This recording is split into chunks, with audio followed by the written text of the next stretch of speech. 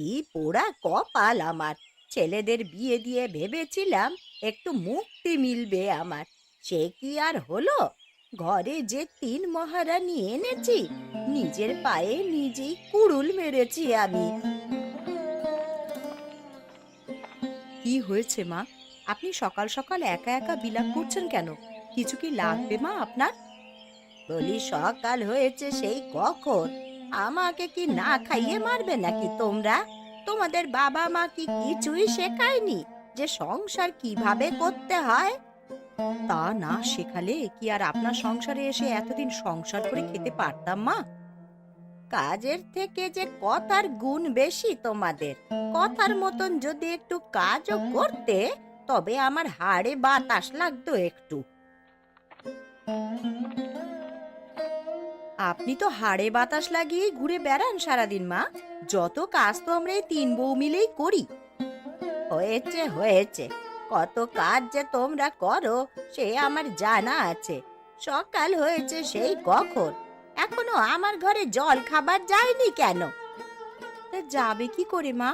রাতে যে আপনার ছেলেরা কেউ বাজার করে আনেনি। বাজার না আনলে জল খাবার বানাবো কি করে শুনি? আমার ছেলেদেরও কপালটা পোড়া। এমন বাড়িতে বিয়ে দিয়েছি, কোনো বাড়ি থেকে যে ওদের ব্যবসা ধরিয়ে দেবে সেই উপায়ও নেই। আমাদের বাবারা তো শুধু আপনার সংসার দেখবেন, তাদের তো আর সংসার নেই, তাই না মা?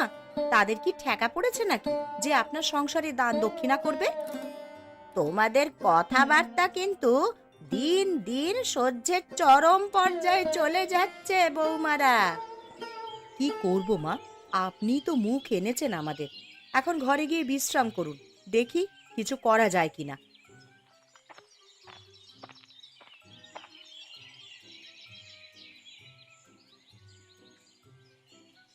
কি গো দিদি, কমলাকে সেই কখন ঘোষবাড়িতে পাঠালে দুটো কচুর শাকের জন্য, কিন্তু ছোট যে এখনো এলো না গো।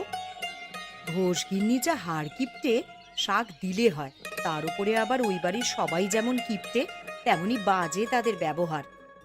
তাহলে কি দরকার ছিল বেচারিকে একা একা ও বাড়িতে পাঠানোর? কি করব বল মেজো, ওর সাথে তোকে পাঠালে তো বাড়ির কাজগুলো সব বাকি থাকতো।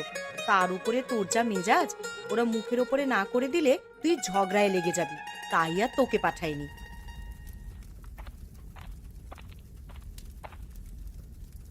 চলে এসেছিস ছোট? যাক, ওরা তবে তোকে শাক দিল। আমি তো ভেবেছিলাম শাক দেবে না। উম, দেবে না মানে? এই কমলা কোনো কাজে গিয়ে কখনো খালি হাতে ফেরেনি।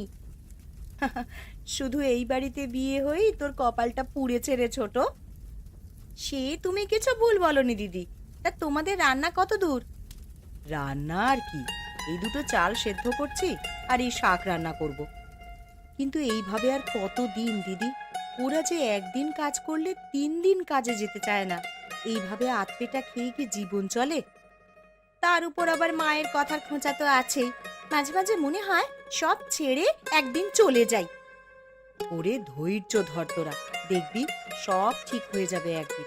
এখন দুজনে মিলে শাকগুলো কেটে ধুয়ে আন দেখি, তাড়াতাড়ি রান্না শেষ করি। আচ্ছা, ঠিক আছে দিদি।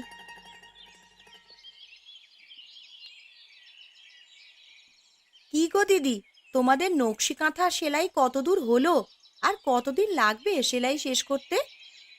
আমারটা তো প্রায় শেষের পথে। মেজো তো দেরিতে শুরু করেছে, ওর বোধহয় বাকি আছে অনেকটা। হ্যাঁ দিদি, আমার এখনো অনেকটাই বাকি আছে সেলাই শেষ করতে। আর ছোট, তোর উলের জামা কতদূর হলো? আমারও প্রায় শেষের পথে। এটা শেষ হলে নতুন করে আরেকটা শুরু করব ভাবছি। আমরা তো ৩জনেই বেশ ভালো হাতের কাজ জানি দিদি। চলো না, আমরা ৩জনে মিলে এইটার একটা ব্যবসা করি। ব্যবসায় দেব, সেই টাকা পাবো কোথায় রে বোন?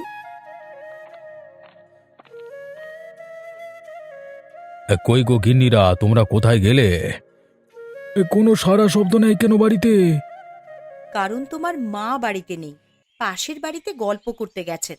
না হলে আমাদের সাথে ঝগড়ার শব্দ ঠিকই পেতে। মাকে নিয়ে কিন্তু কোনো কথা শুনবো না বৌদি। তোমরা মাকে যা ইচ্ছে তাই বলতে পারো না। ও, তাই বুঝি? আর তোমার মা আমাদেরকে যা খুশি তাই বলতে পারবে, তাই না? মগের মুল্লুক পেয়েছো নাকি? আহা, থাম তোরা থাম। আরে বাড়িতে এসেই কি শুরু করে দিলি বলতো? গিন্নি, আমাদের খুব খিদে পেয়ে গেছে, তাড়াতাড়ি আমাদের খেতে দাও এখন। হাত মুখ ধুয়ে এসে বারান্দায় বসো, আমরা খেতে দিচ্ছি। আরে কি শুধু কচু শাক দিয়ে খাবো কি করে? আর কিছু রান্না করনি বৌদি? বাজার থেকে কি তরি তরকারি এনেছিলে যে রান্না করে দেব? তোমাদের কপালে কচুর শাক জুটেছে ওই ঢের। বেশি কথা বললে আর ইটাও পাবে না। গত পরশু তো বাজার করে নিয়ে এলাম বৌদি, সেগুলো সব শেষ। বাজার এনে বুঝে ঘরে সাজিয়ে রেখেছিলে না খেয়ে? থাক থাক ছোট বউ, আর কথা বাড়িও না। রাত্রে আমরা বাজার করে নিয়ে আসবো, এখন সবাই যা আছে তাই দিয়েই খা।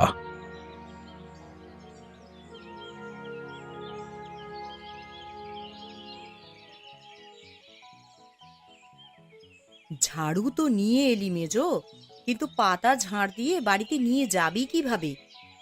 ও নিয়ে তুমি ভেবো না দিদি, পাতা ঝাড়ু দিয়ে আমি আর ছোট এক জায়গায় করে রেখে যাব। কাল সকালে ঝুড়ি নিয়ে এসে সব নিয়ে যাবখন। কিছু শুকনো ডালপালা কেটে রাখি, যাবার সময় সাথে করে নিয়ে যাব। দুদিন জাল দেওয়ার মতন কিছু তো জোগাড় করতে হবে। এই সংসারে এসে আর শান্তি হলো না দিদি আমাদের। মেয়েদের কাজ তো করি, সেই সাথে বাড়ির বেটা ছেলেদের কাজও আমাদেরকেই করতে হয়। তারপরেও শাশুড়ি মায়ের কথা যেন সূর্যের মতন বেঁধে গায়ে। কি করবি বল ছোট, আমরা যে গরিব ঘরের মেয়ে, শ্বশুরবাড়ি ছেড়ে বাবার বাড়িতে গেলেও যে সেখানে ঠাঁই হবে না আমাদের। সেই জন্যই তো কোথাও যাই না দিদি, না হলে কবেই চলে যেতাম এই সংসার ছেড়ে। থাক, দুঃখ করিস না বোন আমার, এখন আমাদের কাজ শুরু করি চল। তোরা এখানে ঝাড়ু দিয়ে পাতাগুলোকে এক জায়গায় কর, আর আমি এই গাছের শুকনো ডালপালা কেটে নিই কিছু। ঠিক আছে দিদি।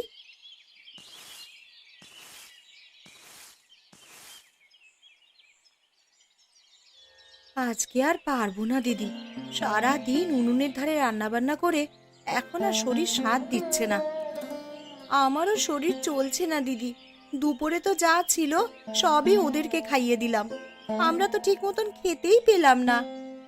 তোদের যখন কষ্ট হচ্ছে তখন চল আজ তবে ফিরে যাই, কাল এসে বাকি কাজ করব। দিদি, এই জঙ্গলের মাঝে হাটে যাবার পথে একটা ভাঙা বাড়ি প্রায়ই দেখতে পাই, বাড়িটা কার গো? জানি না রে বোন, যারই বাড়ি হোক না কেন সেটা নিয়ে আমাদের ভেবে কোনো কাজ নেই। এখন চল আমরা বাড়ি ফিরে যাই। ঠিক আছে দিদি, চলো।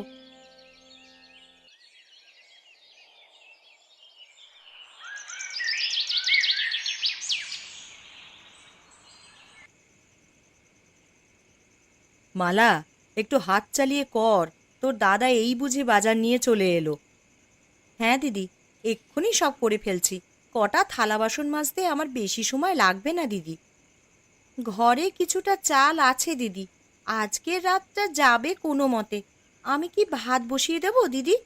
তাহলে ভাত রান্না করা থাকলে ওরা এলেই তরকারি রান্না করলেই হয়ে যাবে। তুই ঠিক বলেছিস ছোট, তুই তাহলে চালগুলো ধুয়ে ভাত বসিয়ে দে। আর হ্যাঁ, কটা আলু সেদ্ধ দিস ভাতের সাথে। কেন দিদি, আবার আলু সেদ্ধ কেন? বলা তো যায় না, দেখা গেল ওরা বাজার ছাড়াই বাড়ি এসেছে, তখন রাতে সবাই ভাত খাবো কি দিয়ে? না আনলে না খেয়ে থাকবে, তুমি এত চিন্তা করো না তো দিদি। তা বললে কি আর হয় রে, সংসারের ভালো মন্দ সব তো এখন আমাদেরকেই দেখতে হবে।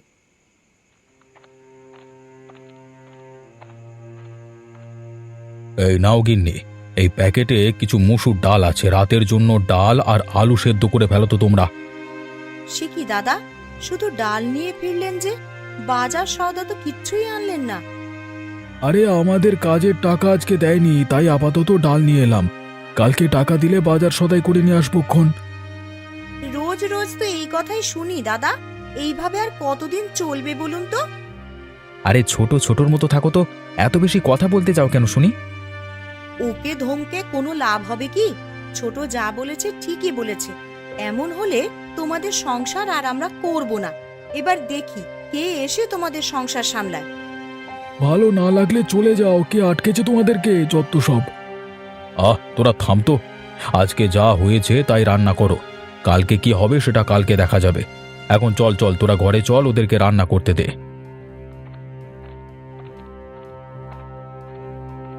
দেখেছো দিদি, আমি তোমাকে বলেছিলাম না এরা কখনো শুধরাবে না।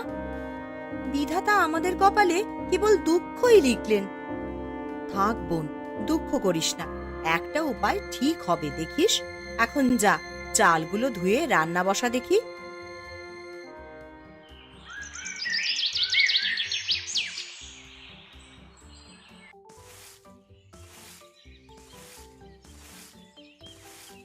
সেই কখন সকাল হয়েছে, আর এখন কি না তোমরা বাসি কাজ করছো?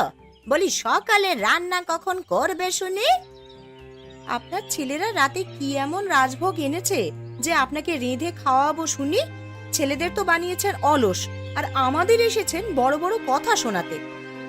তোমার সাহস তো কম নয় মেজ বৌমা, আর মুখে মুখে তর্ক করো, আবার আমার ছেলেদের নামেই কুৎসারটাও। থাক মেজো, থাম, শুধু শুধু কথা বাড়াস না বোন আমার। তুমি চুপ করো দিদি, ওরা আমাকে তোমার মতন শান্ত স্বভাবের পায়নি যে যা খুশি তাই বলবে আর আমি মুখ বুজে সব সহ্য করব। মা, তিন বেলায় কি আপনার আমাদের সাথে লাগতে না এলে ভালো লাগে না? কেন শুধু শুধু আপনি বিবাদ সৃষ্টি করেন কেন বলুন তো? কি, আমি বিবাদ সৃষ্টি করি? আমি আর এই বাড়িতে থাকবো না, তোমরাই থাকো, আমি আজই চলে যাব। কি হয়েছে মা, তুমি এভাবে চেঁচামেচি করছো কেন এই সাত সকালে? শোন, তোদের বউদের কথা শোন। আমি নাকি সারা দিন ওদের সাথে শুধু ঝগড়া করি। আমি আর থাকবো না বাবা এই বাড়িতে। তোদের বউ নিয়ে তোরাই সংসার কর বাবা। তুমি কেন যাবে মা, এটা তোমার বাড়ি, যেতে হয় ওরা তিন বউ যাবে। বেশ, তবে আমরাই যাব, তোমরা থাকো তোমাদের সংসার নিয়ে। এত কিছুর পরেও তুমি চুপ করে থাকবে বর্দি? না রে, এই সংসারে আর এক মুহূর্তও নয়। চল, আমরা যেদিকে দু চোখ যায় সেখানেই চলে যাই। এইভাবে আতপেটা খেয়ে গঞ্জনা সহ্য করার থেকে চলে যাওয়াই ভালো। যাও যাও, কে আটকাবে তোমাদেরকে?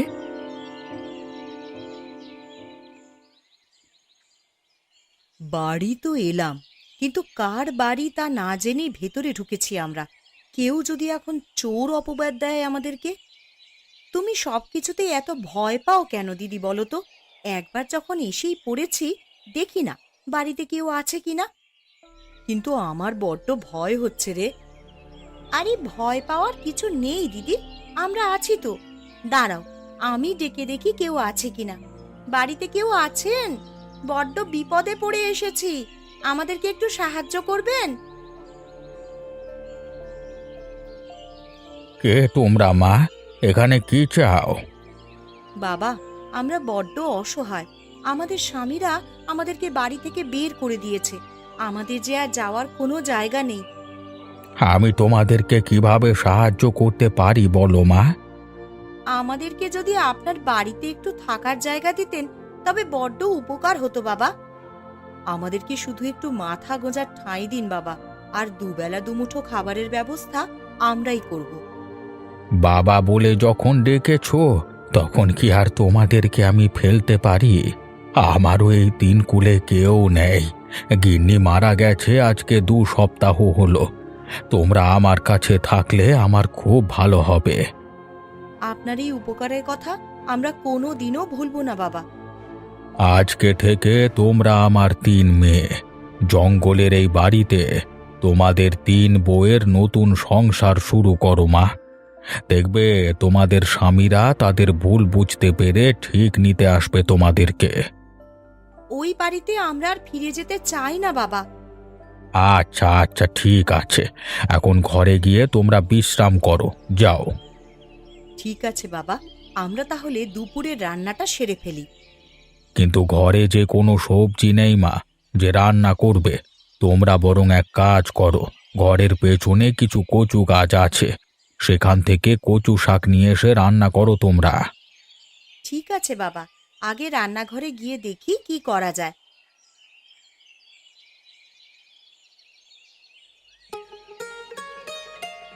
আজকে তো কচু শাক আর কচু বাটা করেছি, কিন্তু কাল আবার কি রান্না করব রে? আমরা 3 জনে যদি কিছু একটা করি তাহলে কেমন হয় বলো তো দিদি? কিন্তু আমরা তো মেয়ে মানুষ, আমরা কি করতে পারি যাতে সংসার চলবে? মেয়ে মানুষরাও সংসার চালাতে পারে, সবসময় একটা পুরুষ মানুষে যে সংসার চালাবে এমন নয়। আমরাও কিছু করে দেখিয়ে দেব যে স্বামীদের ছাড়াই আমরা চলতে পারছি।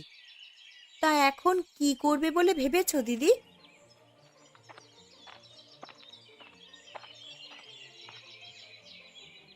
তোদের রান্না হয়েছে মা? আমার বড্ড খিদে পেয়েছে। এই দুদিন তাও চিড়ে মুড়ি খেয়েছিলাম, কিন্তু তোরা যখন ভাত রান্না করবি বললি তখন যেন খিদে আরো বেশি লেগে গেল।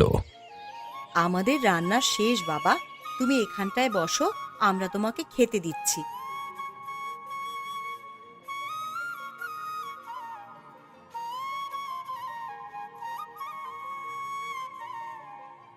আহা, মনে হচ্ছে কতদিন বাদে ভাত খাচ্ছি। গিন্নি মারা যাবার পরে তো কতদিন ভাত চোখেই দেখিনি। এবার থেকে রোজ ভাত খাবে বাবা তুমি, আমরা তোমায় রেঁধে খাওয়াবো। বাবা, আমরা হাঁস মুরগি পালতে চাই, সেই সাথে কিছু শাকসবজিও চাষ করতে চাই। এতে করে আমাদের সংসার খুব ভালো চলবে। বেশ, তো খুব ভালো কথা।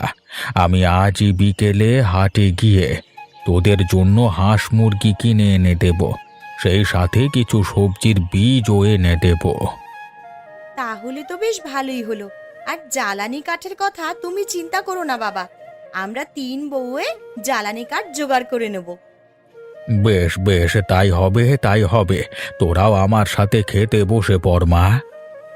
তুমি বরং খেয়ে হাটের দিকে যাও, তারপরে আমরা খেতে বসবো। ঠিক আছে।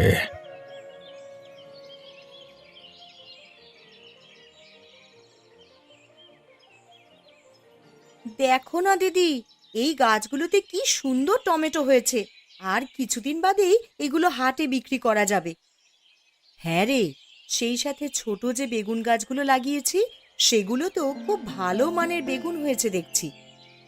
এখন তো হাটে বেগুনের খুব চাহিদা, আর শুনেছি বেগুনের দামও নাকি যাচ্ছে অনেক। তাই ভাবলাম বেগুন গাছগুলোর যত্ন বেশি করে করি। আমি যে কুমড়ো গাছটা লাগিয়েছি তাতে কুমড়ো ধরা শুরু করেছে, কদিন বাদেই তা হাটে পাঠাবো বাবাকে দিয়ে। এইবারে বুঝি আমাদের দুঃখ ঘুচলো দিদি? বাড়ির কথা বড্ড মনে পড়ে রে মেজো, না জানি ওরা কি খাচ্ছে কি করছে। তুমি বাদ দাও তো দিদি ওদের কথা, আমাদের ছাড়া হয়তো ওরা ভালোই আছে, আর আমাদের যখন দরকার পড়বে তখন দেখবে ঠিকই চলে এসেছে খুঁজতে।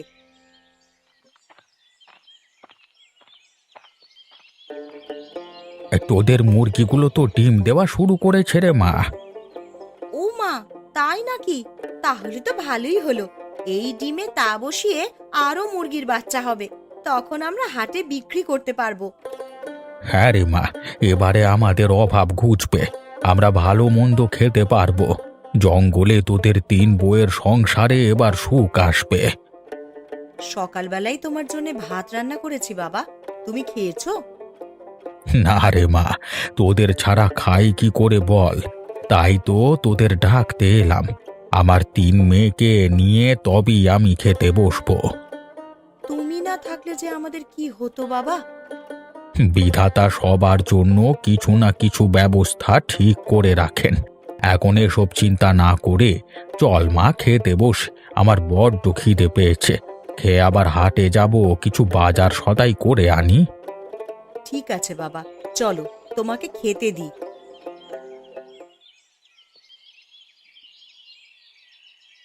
কি রে মেজো, তোর হলো?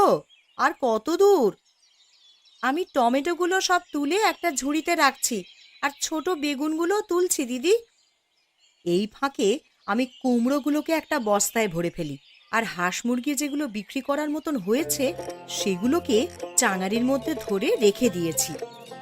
তা বেশ ভালো করেছো দিদি, আমরা সব তুলে আলাদা আলাদা ঝুড়িতে করে রাখছি গুছিয়ে। কিন্তু এত সবজি, হাঁস মুরগি, বাবা একা মানুষ, হাটে নিয়ে যাবে কিভাবে? বাবা কি একা এত কিছু নিতে পারবে নাকি? আমি একা এত শব্দ নিতে পারবো না মা, তাই হারুর গরুর গাড়িটা নিয়ে হারুকে আসতে বলছি। ওর গরুর গাড়িতে করেই সব নিয়ে যাব। তা তোদের কাজ কত দূর এগুলো রে মা? আমাদের কাজ প্রায় শেষের পথে বাবা। এখন গরুর গাড়ি এলেই আমরা সবকিছু গাড়িতে তুলে দেব। ওই তো হারুর গরুর গাড়ি নিয়ে চলে এসেছে। চল মা, সব সবজিগুলো সবাই মিলে ধরে গাড়িতে ওঠাই।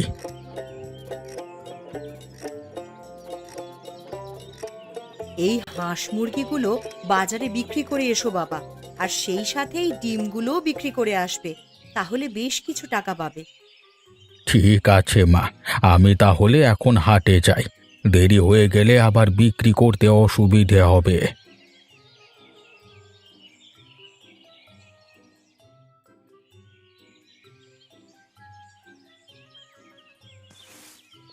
অনেকদিন বাদে আমার কেমন শান্তি লাগছে রে মেজো। কতদিন বাদে কোনো চিন্তা ছাড়াই খাবার খাই আর ঘুমাই বলে মনে হচ্ছে। ওই সংসারে তো আমরা কম নির্যাতন সহ্য করিনি। একদিকে মা আমাদেরকে কথা শুনিয়েছেন, আর অন্যদিকে ছেলেরা ঠিক মতন খেতেও দেয়নি। কিন্তু জানিস, আমার বড্ড মায়া হয় ওদের জন্য। না জানি কি হালে আছে ওরা। বাবা কোথায় গেছে গো দিদি?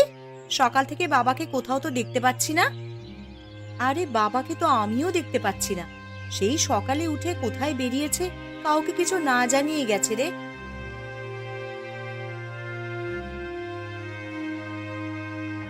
এ কি বাবা, তুমি ওদেরকে নিয়ে এসেছো কেন এখানে? আরে এখনো তোমরা আমাদের উপর রাগ করে থাকবে? রাগ করবার মতন কাজ করলে তো রাগ করে থাকবোই। আপনারা আমাদের জীবনটাকে এক প্রকার সংগ্রাম বানিয়ে দিয়েছিলেন, আর তাই বাধ্য হয়েই আমরা চলে এসেছি এখানে। আমরা আর ও বাড়িতে ফিরে যেতে চাই না। আরে আরে তোমরা এরকম করো না। তোমরা ফিরে চলো বাড়িতে, আমাদের যে সব শেষ হয়ে গেছে। আমার ছেলেদেরকে তোমরা ক্ষমা করে দাও মা, আর পারলে আমাকেও ক্ষমা করে দিও। কথায় আছে না, অভাবের স্বভাব নষ্ট। অভাবের সংসারে ঠিক মতন না খেতে পেয়ে তোমাদেরকে যাচ্ছে তাই বলেছি আমি। আমরা কাজ কাম করবার চেষ্টা তো করছি গিন্নি, কিন্তু কাজ করে যা পেয়েছি সেটা দিয়ে ঋণ শোধ করতে গিয়েই আর বাজারঘাট কিছু করতে পারিনি। আমাদের বাড়িটা যে বাবা মারা যাওয়ার সময় বন্ধক রেখে গিয়েছিলেন, সেই টাকা শোধ করতে না পারায় আমাদেরকে বাড়ি থেকে বের করে দিয়েছে মোড়ল মশাই। তাই তো আমরা সবাই তোমাদের কাছে চলে এলাম। কানু দাদা আমাদেরকে নিয়ে এসেছেন এখানে। হ্যাঁ, আরে আমার বাড়িটাও এবার ভরা ভরা লাগবে আপনারা সবাই থাকলে। একা একা থেকে আমার আর ভালো লাগে না। কিন্তু বাবা, ওরা যে কোনো কাজ করতে চায় না। এবার থেকে আমরা সব কাজ করব গিন্নি। তোমরা বাড়িতে শাকসবজি হাঁস মুরগি সব দেখাশোনা করবে, আর আমরা বাইরে মাঠে কাজ করব। আর এইভাবেই জঙ্গলে আমার 3 বউয়ের সংসার আবার নতুন করে সুখে সমৃদ্ধিতে ভরে উঠবে।